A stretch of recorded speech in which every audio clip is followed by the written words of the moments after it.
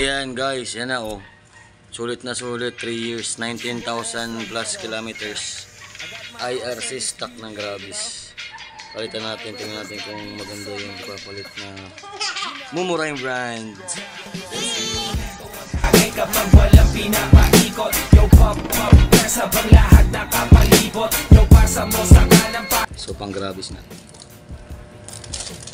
Pakong binibilot, pag si Esra ang kasama, di mo kailangan. So ayun, nabuksan natin na guys. Yan o, maganda rin siya.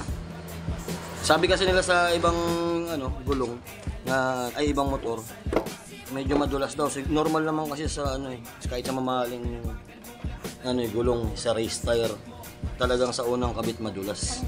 Kasi kumbaga hindi pa siya gasgas. Tapos may kasama na rin siyang sealant. Hindi ko na matandaan kung anong shop yung napag-orderan ko nito eh. Shoutout ko sana para alam nyo kung saan. Meron din siyang kasamang pito.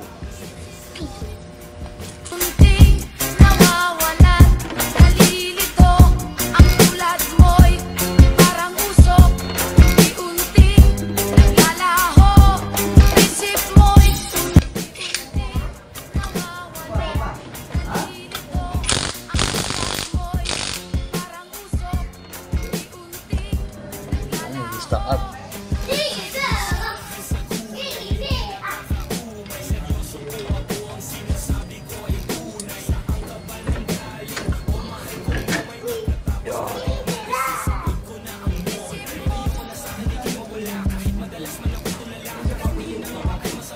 Grabe yun.